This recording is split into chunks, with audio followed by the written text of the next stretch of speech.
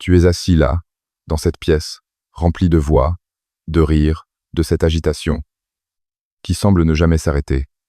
Et pourtant tu es ailleurs. Tu es dans ce silence que personne ne voit, ce silence qui n'a pas de forme, pas de bruit, mais qui occupe tout l'espace à l'intérieur de toi. Les autres parlent. Ils gesticulent, ils remplissent l'air de leurs mots, et toi, tu observes, tu regardes leur bouche bouger, tu entends les sons qui sortent, mais quelque chose en toi reste figé, comme si tu étais derrière une vitre épaisse, comme si le monde se déroulait de l'autre côté, et que tu ne pouvais pas tout à fait le rejoindre. Ce n'est pas que tu n'as rien à dire, c'est que les mots, quand ils arrivent à ta gorge, se transforment en quelque chose de lourd, de visqueux.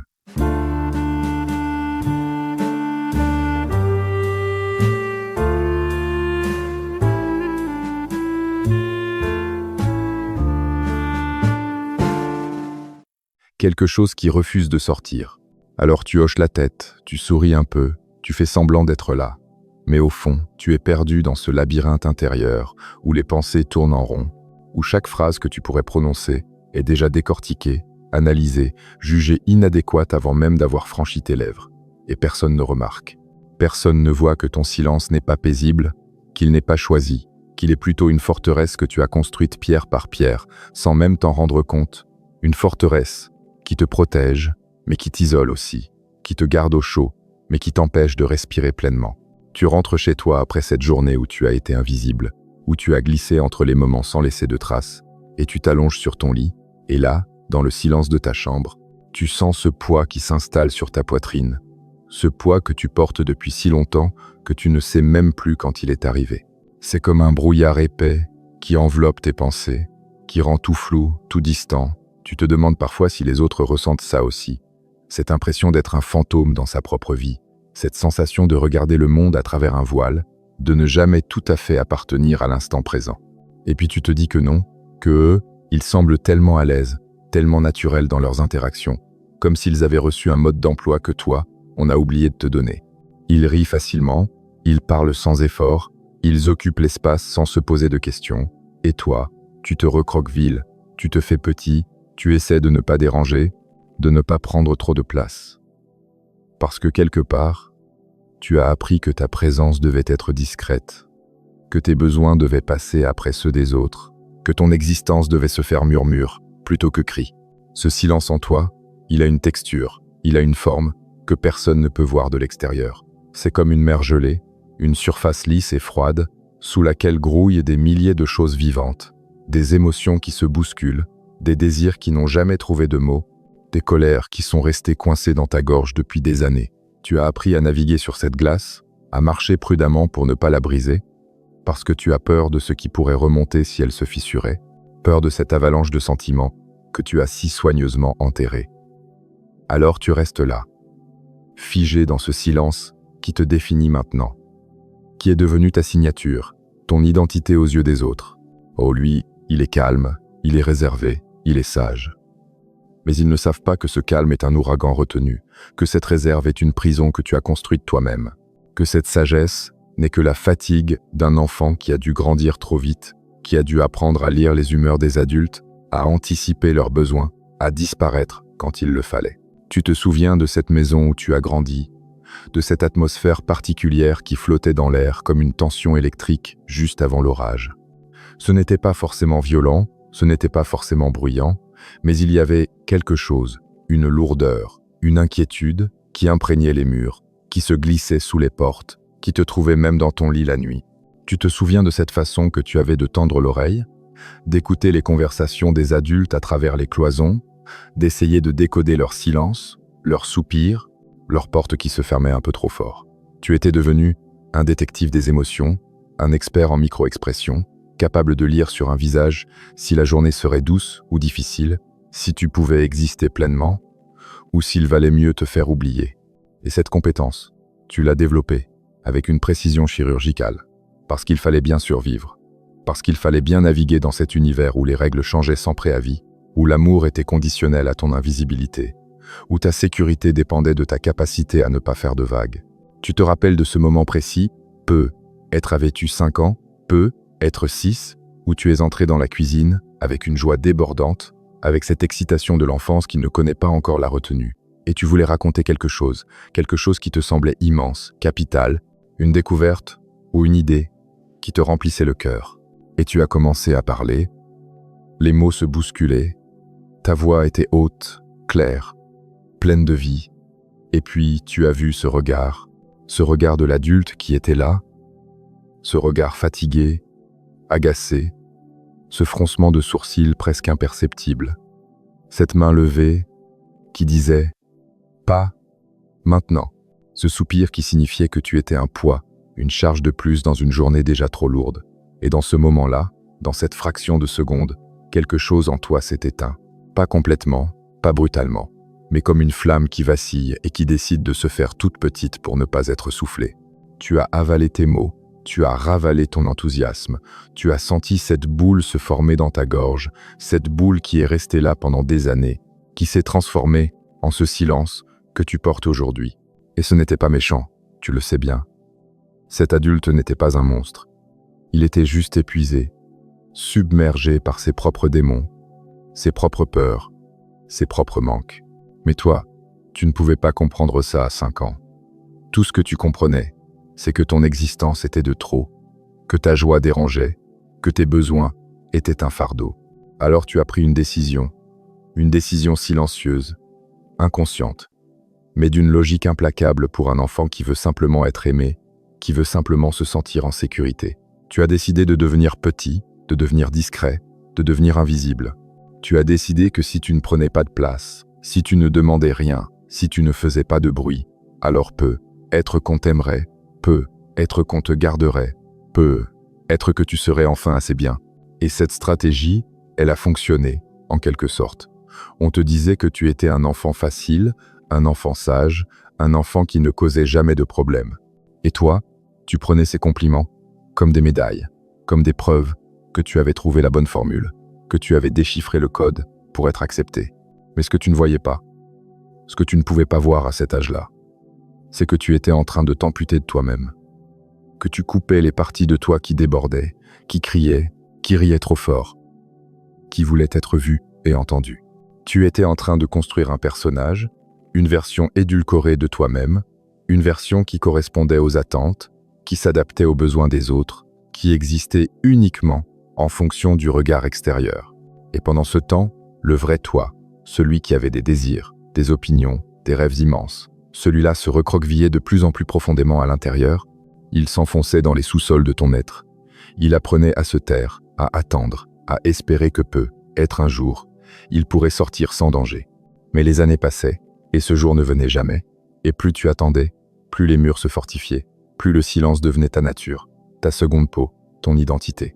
Tu te souviens de l'école, de cette cour de récréation, où tout le monde semblait savoir instinctivement comment jouer ensemble, comment former des groupes, comment naviguer dans cette jungle sociale avec une aisance que tu n'as jamais possédée. Toi, tu restais en retrait, tu observais depuis le bord, tu essayais de comprendre les codes, les règles non écrites de cette danse sociale à laquelle tu ne te sentais pas invité. Et quand quelqu'un s'approchait de toi, quand quelqu'un essayait de te tirer dans un jeu, tu te figeais, tu ne savais pas quoi dire, quoi faire, tu avais peur de faire une erreur, de dire quelque chose de stupide, de décevoir. Alors souvent, tu déclinais, tu trouvais une excuse, tu retournais dans ton coin avec un livre ou dans tes pensées. Et les autres finissaient par te laisser tranquille, par te cataloguer comme le solitaire, l'étrange, celui qu'on ne dérange pas. Et tu te disais que c'était ton choix, que tu préférais être seul, que les autres étaient trop bruyants, trop superficiels, que tu étais différent, plus profond, plus sensible. Mais au fond, tu savais que ce n'était pas tout à fait vrai, que ce n'était qu'une histoire que tu te racontais pour ne pas affronter la vérité plus douloureuse, que tu avais peur, que tu ne savais pas comment te connecter, que tu portais déjà ce silence comme une armure qui te protégeait, mais qui t'empêchait aussi de toucher et d'être touché. Et cette armure, tu l'as peaufinée au fil des années, tu l'as renforcée à chaque déception, à chaque fois que tu as osé te montrer un peu et que tu as été ignoré ou rejeté. Tu as appris à anticiper le rejet, à le devancer même, en te retirant avant qu'on te repousse, en disparaissant avant qu'on te voie vraiment. Tu as développé une hypersensibilité aux signaux, aux micro-réactions des autres, capable de détecter le moindre signe de désintérêt, la moindre trace d'ennui sur un visage, et dès que tu percevais ça, tu te refermais, tu coupais la connexion, Tu retournais dans ta forteresse. Et les gens autour de toi ne comprenaient pas pourquoi tu étais si distant, pourquoi tu semblais toujours sur tes gardes, pourquoi ils avaient l'impression de ne jamais vraiment te connaître. Mais comment pouvaient-ils comprendre que pour toi, te montrer vraiment, c'était comme te tenir nu au milieu d'une tempête. C'était prendre le risque d'être détruit, anéanti par un regard, par un mot, par un silence. Maintenant, tu es adulte, et tu te retrouves dans ce monde qui exige de toi que tu sois visible, que tu t'exprimes, que tu te vendes, que tu occupes l'espace avec confiance.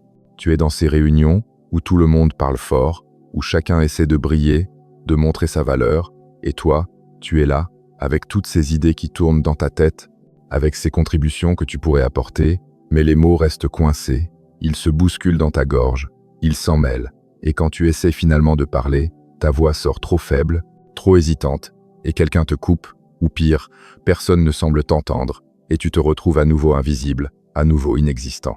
Et tu rentres chez toi après ces journées où tu as lutté pour exister, et tu es épuisé, non pas par le travail lui-même, mais par cet effort constant de porter ce masque, cette version de toi qui est suffisamment professionnelle, suffisamment sociable, suffisamment normale pour passer inaperçu dans le mauvais sens du terme. Tu regardes les autres vivre leur vie sur les réseaux sociaux, ces existences qui semblent si lumineuses, si remplies de moments partagés, d'amitié éclatante, d'amour passionné, et tu te demandes comment ils font, comment ils arrivent à se connecter si facilement, à se montrer sans cette peur qui te paralyse.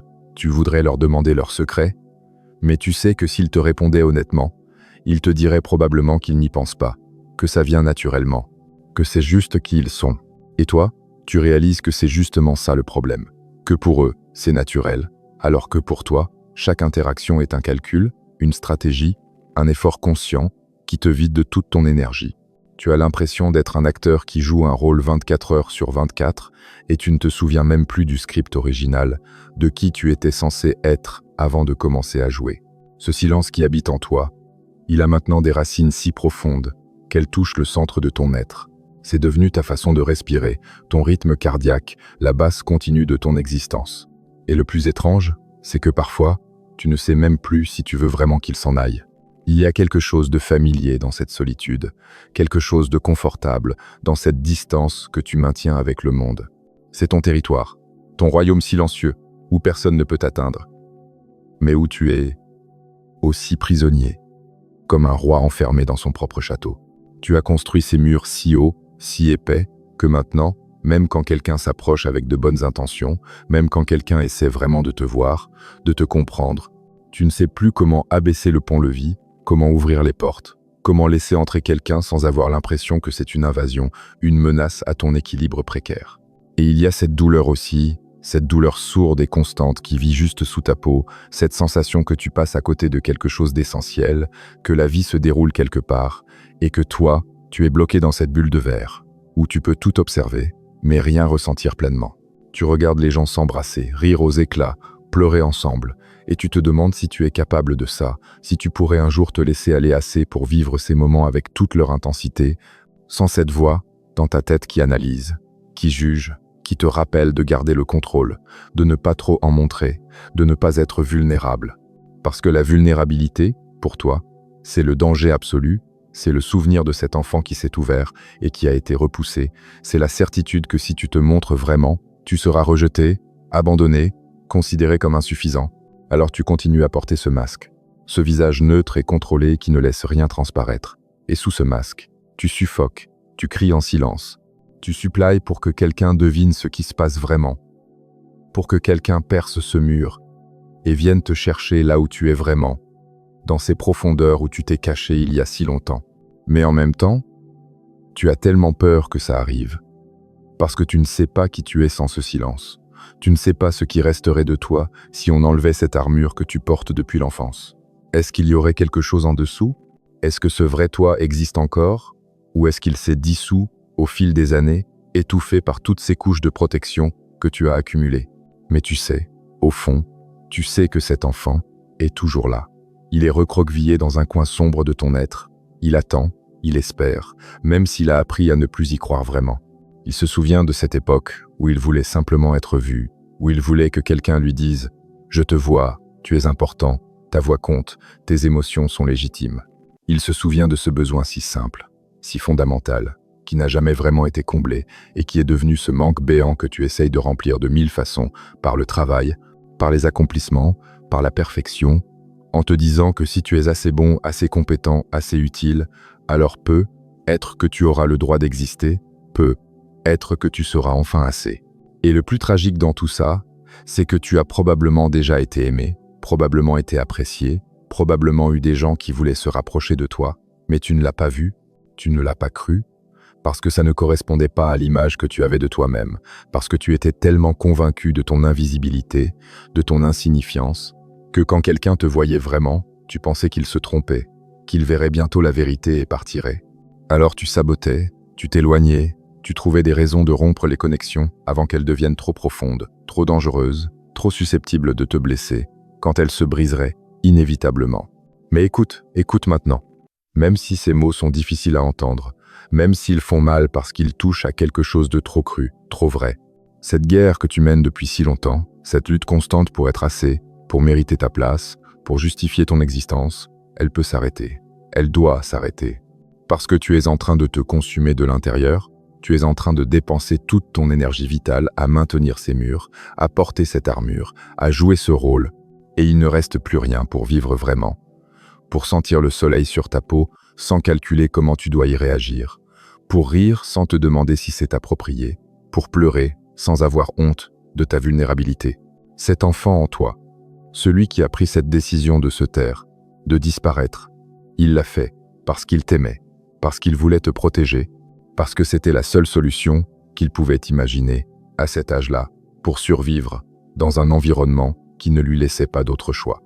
Il était intelligent, cet enfant. Il était courageux même, dans sa façon de s'adapter, de trouver une stratégie pour continuer à exister. Mais il est temps maintenant de lui dire que la situation a changé, que tu n'es plus dans cette maison, que tu n'es plus dépendant de ces adultes qui ne pouvaient pas te voir vraiment, que tu as maintenant la possibilité de choisir autrement, de défaire lentement, doucement, pour ces protections qui sont devenues des prisons. Tu peux commencer à parler à cet enfant, non pas avec des reproches, non pas avec de la colère pour ce qu'il a fait, mais avec de la gratitude, avec de la tendresse. Tu peux lui dire « Merci, merci d'avoir trouvé un moyen de nous garder en vie, de nous permettre d'arriver jusqu'ici. Tu as fait du mieux que tu pouvais avec ce que tu avais. Mais maintenant je suis là, je suis plus grand, plus fort, et je peux prendre soin de nous d'une autre manière. Tu peux déposer ce fardeau, tu peux arrêter de te cacher, parce que je suis là pour te protéger, et je ne laisserai personne te faire de mal comme avant. Et cette transformation, elle ne se fera pas en un jour, elle ne sera pas spectaculaire, elle ne ressemblera pas à ces récits de guérison miraculeuse qu'on voit partout. Elle sera lente, elle sera hésitante, elle aura des allers-retours, des moments où tu auras l'impression de retomber dans les vieux schémas. Et c'est normal, c'est humain, c'est le processus.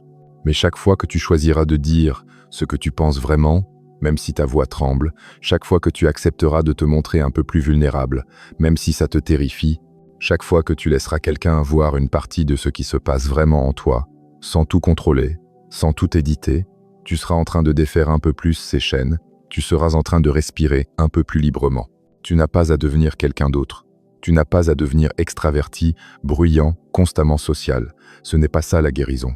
La guérison, c'est de pouvoir choisir. C'est de ne plus être prisonnier de ce silence. C'est d'avoir accès à toute la palette de ton humanité, de pouvoir te retirer quand tu en as vraiment besoin, mais aussi de pouvoir te connecter quand tu le désires, sans que ce soit une lutte, sans que ce soit un sacrifice de toi-même.